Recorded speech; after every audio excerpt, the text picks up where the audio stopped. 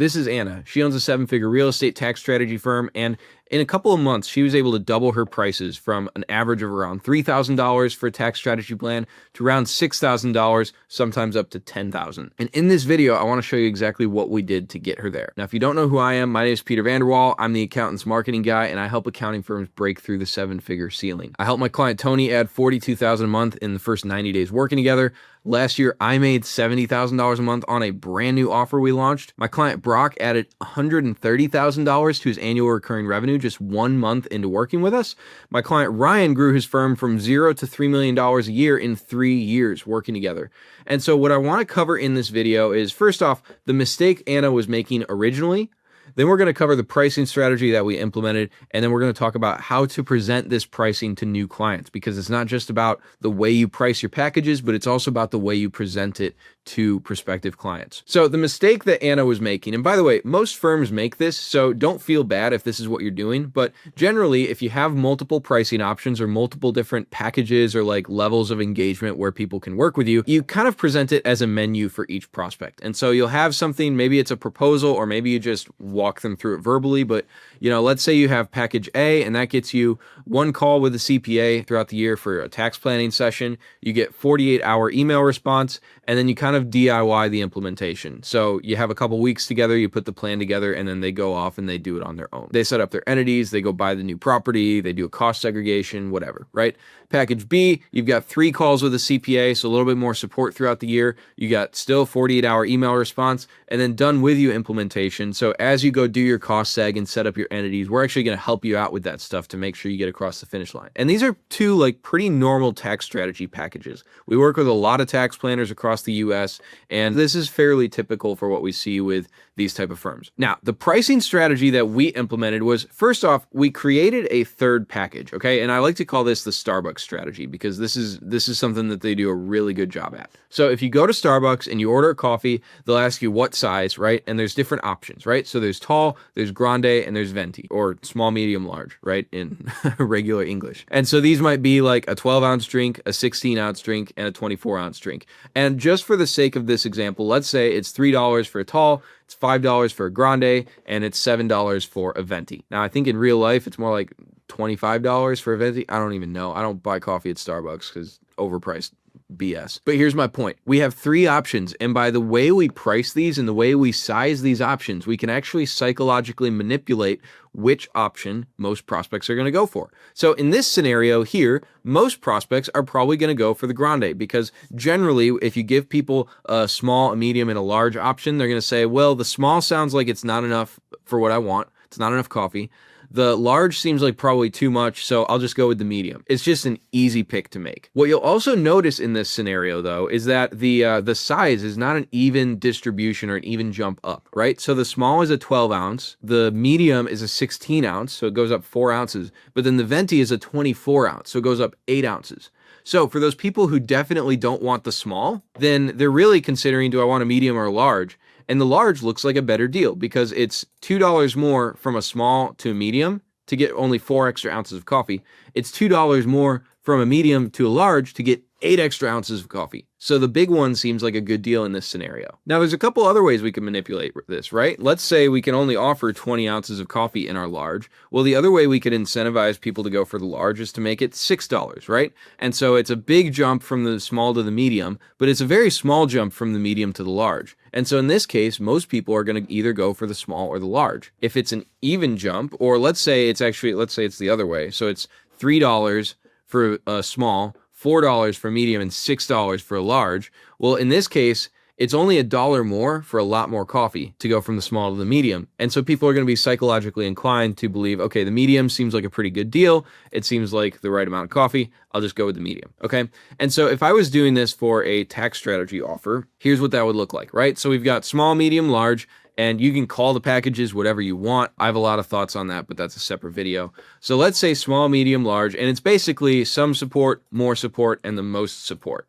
Now, for a lot of you, this large package, whatever you could offer, for the highest level of support is actually a lot of work. And so you don't necessarily want every single client signing up for that, right? Because it's more intensive for you. It's you spending more of your time with each individual client. And so operationally, what's probably easiest for most of you is kind of that middle package. So if you're like Anna, your ideal scenario is, hey, I want most people signing up for this middle package. And really, they should only be signing up for the small or the large in like very specific circumstances. And I've kind of set up the pricing here to reflect that, right? So we've got $3,000 for the some support, we've got $6,000 for more support, and then we've got $10,000 for the most support. And I might even bump this up to 12, right? So it doubles each way, but obviously that's an exponential curve in terms of like how much more expensive the pricing gets. And so if our tax packages are built this way, then the majority of people are going to see this medium service, this middle service, as being the best value. And by the way, you can include whatever you want in these, but just know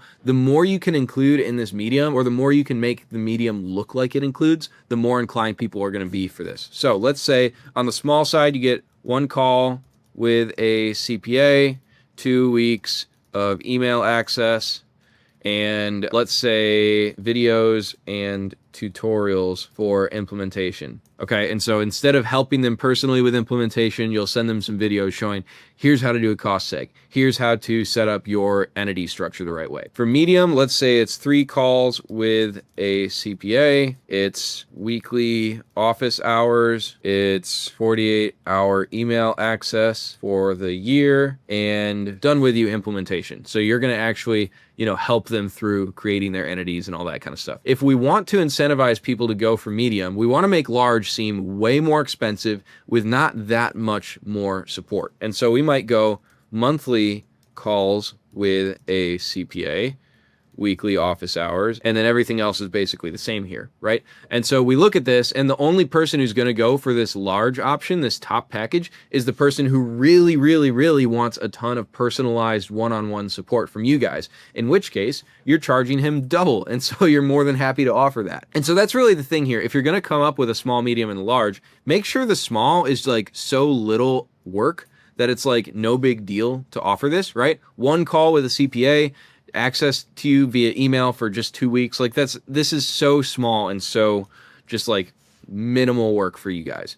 The medium is kind of your bread and butter package. And so this one is where we're trying to present the most value possible. And then we've just got really good systems on the back end to be able to deliver this very easily and very simply. And then the large is going to take more work from us per additional client, but we're charging so much money that we're happy to do that work, right? By the way, if you own an accounting firm and you're looking to scale past the 7-figure ceiling, my team and I do exactly that. So we will create the exact messaging that you need to make sure you're attracting the highest quality clients that you're looking for. We will script all of your videos. We'll build the landing pages, the automations, the email sequences. We'll launch the campaigns for you. And literally all you have to do is just spend 2 hours with us up front, just dumping your brain on the table and giving us all the information we need to know about your business. And so if that's something you're interested in, if you're looking for growth this year in your accounting firm, then you can click the first link in the description, or if you're watching on your TV, there's a QR code you can scan. But to get back into the video, I want to talk now about how to present this pricing to new clients, okay? Because this isn't just about having the pricing packages oriented the right way and then people are just going to go for whichever one is right for them. Because if you present it the wrong way, then they're still not going to buy the package we're trying to like psychologically manipulate them into buying, right? And so the first assumption I want you to make here is assume everyone you're speaking to is completely cold. In marketing speak, we've got cold traffic and we've got warm traffic, right? So warm traffic is probably what you're used to. This is probably referrals. This is word of mouth. This is people who maybe they heard you on somebody's podcast and they really liked what you had to say. Or if you've got a podcast, they've been listening to your show for a very long time. That's warm traffic. They already know you. They already kind of like you. They already kind of trust you. And so it's not that big a jump to get them from know, like, and trust to ready to buy. Cold traffic is the opposite, okay? So cold traffic knows little to nothing about you. They don't really have any trust for you. They don't know whether they like you or not yet. Basically strangers. And so if you can assume throughout your entire sales process that everyone you're speaking to is fairly cold, they don't know a lot about you, they don't trust you a lot, they don't have any reason to like or dislike you yet, then your entire sales process is going to get so much better. Because at this moment in time, if you haven't made this transition yet, you probably can't even sell to cold traffic at all, right? If somebody were to click an ad, and this is the first exposure to your brand, right? If somebody clicks an ad on Facebook, it's a 30-second ad, they go and they book a call with you, there's no shot you're going to close that deal unless you know how to speak to someone who knows little to nothing about your credibility. They know little to nothing about the results you've created. They know little to nothing about how your service works. Now, if you're not already getting a lot of cold traffic, that might not be a big deal, but the other benefit of this is actually that your warm traffic is going to convert a lot better too.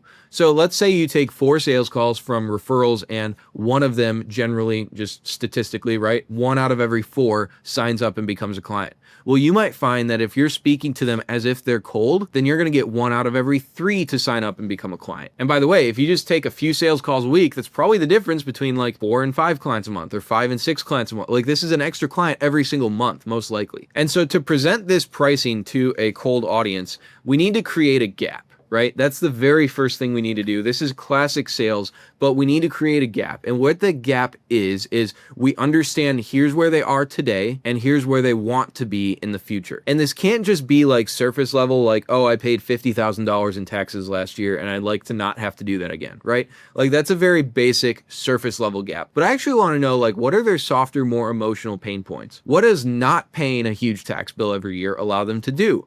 Are they looking to invest into their next property? Are they looking to scale their business more quickly? Are they looking to run their business more profitably so they can buy back more of their time? Are they just looking for like financial and time freedom? Are they trying to become the richest person in the world? Like there's so many different reasons somebody could want to save money on taxes. And if all you understand is that they want to save money on taxes, then the service becomes very transactional. And obviously we don't want to be transactional. Like we want to be a trusted advisor to them because that means they value our service more, right? And so creating the gap here just means fully understanding their situation, demonstrating to them that you fully understand their situation, by the way. Okay. So think about those things you say on a sales call that might make the prospect go, oh yeah, that's exactly what I'm looking for. Oh yeah, I never even thought about it that way. Like those are those catchphrases that you need to keep using and keep using and keep using every single time. And if it doesn't elicit that reaction, then I want you to test different ways of communicating it. So for example, one of the things we shifted for Anna was she liked to use the analogy of a doctor, right? So a lot of her clients, they have a CPA, but they're a very generalist CPA. They don't know real estate very well.